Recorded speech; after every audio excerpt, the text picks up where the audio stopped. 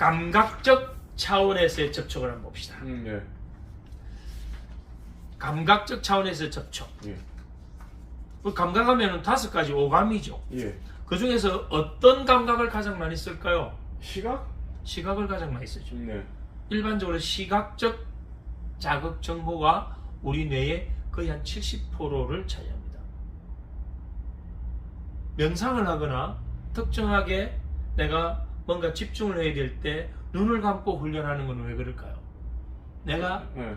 눈을 감은 상태에서 시각적 정보 70%를 차단시켜버리면 네. 우리 뇌는 공백 상태가 되죠. 네. 그 공백 상태에 특정한 연상을 하거나 특정한 부분에 초점을 맞추게 되면 그와 관련된 회로가 강하게 활성화되죠. 그 강하게 활성화된 건 뇌에 아주 강하게 각인돼 버리죠. 그래서 그러한 훈련들이 내 뇌의 회로에 새로운 배열과 조합을 만들어내니까 네. 이 시각적 정보를 차단하는 거예요. 네. 우리는 낮에보다 밤에 낯선 길을 갈 때 더 두려워해요. 왜 그럴까요? 시각이 참. 그렇죠. 시각적 정보가 제한되기 때문에. 그럼 시각적 정보가 제한됐다는 건 우리 뇌에 충분한 정보가 안 들어오니까 불확실성이 더 높아지죠. 네. 불확실성이 더 높아지니까 내 안전과 생존에 더 불리해지는 상황이 되니까 나는 더 두려움을 느끼게 됩니다. 네. 아, 결국 우리는 이러한 감각을 통해서 나 자신뿐만 아니고 다른 사람과 환경과의 접촉을 이루죠. 그러면 접촉의 차원의 첫 번째가 감각적 차원의 접촉. 한번 봅시다. 우리 오감을 통해서 환경과 끊임없이 접촉을 합니다. 네. 그런데 만약에 우리의 감각기관에 이상이 생긴다면 환경과의 접촉이 어떻게 될까요? 안 되겠죠. 그럼 여기서 이야기하는 감각기관에 이상이 생긴다는 것은 뭘 의미하나요? 감각기관이 눈이 앞을 못 보는 건 아니거든. 네. 귀가 못 듣는 건 아니거든. 그런데도 우리는 입맛을 잃을 때도 있고 몸이 경직될 때도 있고 몸이 무기력한 상태가 될 때도 있고 그런 감각에 이상이 올 때 있대 이 말입니다. 그 상태에서는 환경과의 접촉이 온전히 이루어지지 않는다. 그럼 그건 어떨 때 이러한 감각에 이상이 생길까? 바로 트라우마를 경험하면 어떻게 될까요? 네. 트라우마 경험 이전과 이후에 자신의 세상 모형이 완전히 달라져 버리겠죠. 네. 그러면 트라우마 경험 또는 지속적인 만성적인 스트레스 이런 것들은 감각기관에 이상이 생기죠.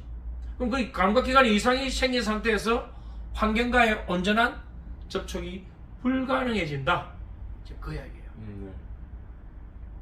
아, 그러면 트라우마 경험이 있는 사람, 그것이 기억화돼서 끊임없이 외상 후 스트레스 장애를 겪고 있는 사람들은 환경과의 접촉이 제한되어 있구나.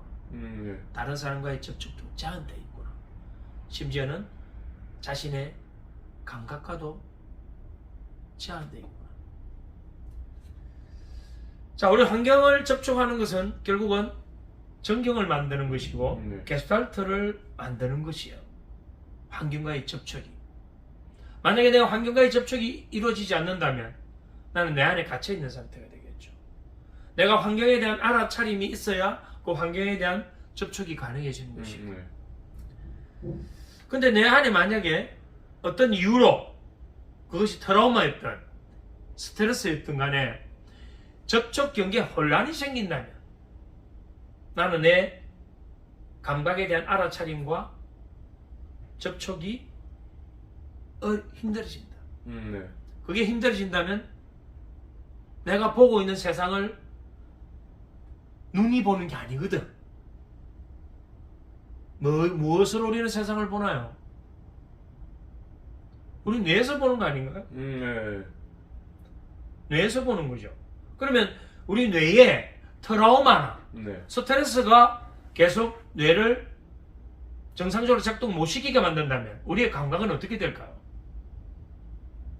이상이 생기겠죠. 네. 감각에 이상이 생긴다는 것은 환경과의 알아차림과 접촉이 어려운 상태. 네. 눈은 정상인데 오감, 감각은 정상인데도 불구하고 뇌에 좀 더 쉽게 이야기하면 심리적으로 어떤 마음적으로 뭔가 문제가 감정적인 어떤 문제가 생겼다면 네. 나는 온전히 환경과의 접촉이 힘들어진다. 네.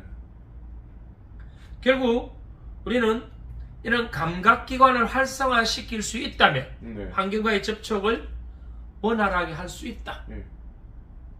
그러면 접촉의 차원의 첫 번째 감각적 차원의 부분은 네. 우리의 감각의 특정 부분이 네.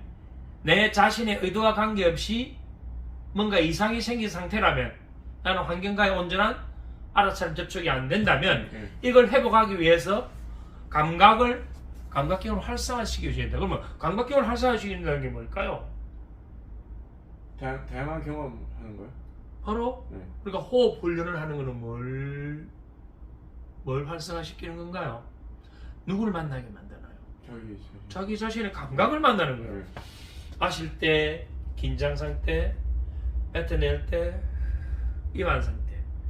거기에 집중함으로 해서 신체 각 부분에 릴렉스한 상태를 만들어서 그 감각을 어딘가 제한되어 있는, 네. 어딘가 경직되어 있는 부분을 풀어줌으로 해서 내 감각기관이 일시적으로 릴렉스한 상태되었지만 그 릴렉스는 활성화된 거죠. 긍정적으로. 그리고 호흡 훈련하는 거, 이완 훈련하는 거, 그 다음에 운동을 하는 거, 이런 것들은 전부 다 뭘까요? 내 감각을 활성화시키는 거죠. 정상화시켜주는 거죠. 우리 자연과의 만남, 숲 속에 들어가서 어떤 자연과의 만남도 결국은 무엇을 활성화시키는 것인가요? 감각을. 신체적인 감각, 시각적인 거, 숲속에 들려오는 소리들, 숲에서 나는 그 향, 네. 이런 것들이 전부 다 내 감각을 계속 활성화시킴으로 해서 감각적 차원에서의 내 자신을 회복시켜준다. 정상적인 상태를 만든다 이 말이에요. 그러면 감각적 차원의 어떤 문제를 갖고 있는 그 내담자가 있다면 그 내담자는 이 감각적 차원의 그걸 회복시켜주는 프로그램을 짜서 코칭을 시켜줘야 되겠죠. 그래서 우리가 멘탈 훈련을 시킬 때 제일 먼저 가장 기본적으로 시키는 게 뭘까요? 여기 온 사람들이 대부분이 자기 상실이잖아요. 네. 그럼 자기 상실을 극복하는 가장 스타트, 기초가 뭐냐면 호흡 훈련이잖아요. 호흡 훈련은 다른 말로 하면 감각 훈련이에요. 호흡 훈련을 통해서 본인이 얼마나 편안한 사람인지, 얼마나 안정적인 사람인지, 그걸 감각을 알아차리고 접촉해버리면 그러한 그 감각이 어디로 올라가나요? 뇌에 그대로 각인돼버리면 뇌에 신경회로를 새롭게 재대열시키고 조합해버리죠. 그렇다면 전에는 내가 뭔가 불편하고 불안하고 막 쫓겼는데 호흡을 하는 것만으로도 뭔가 편안해지고 안정적인 상태가 되죠.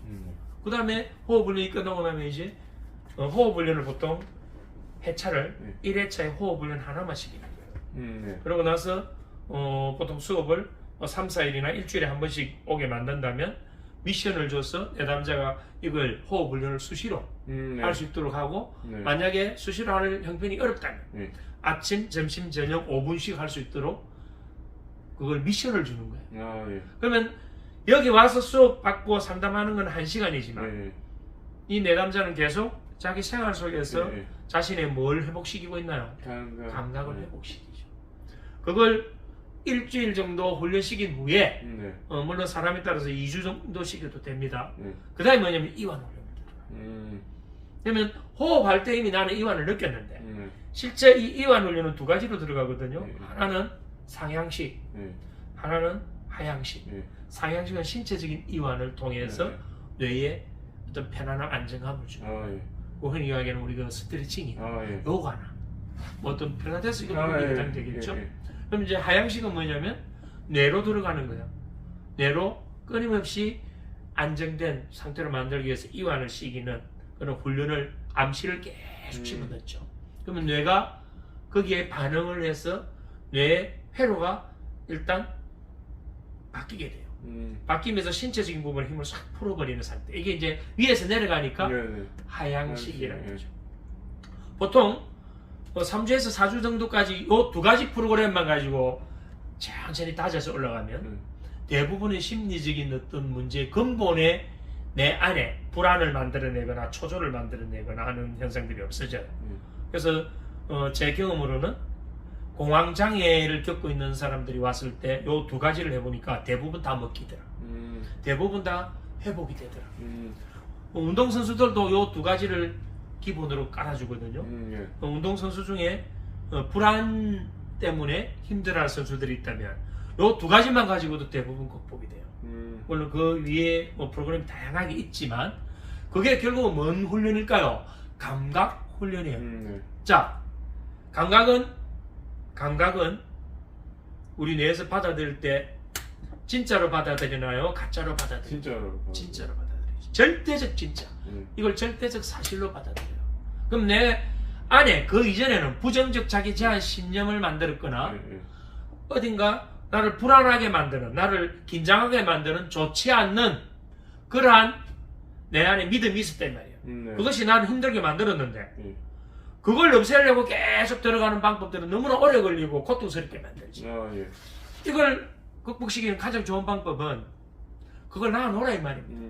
그럼 고통이 있으면 고통을 만나게, 직면하게 놔둬라 이 말입니다. 그것도 그 사람에게 필요한 것이거든.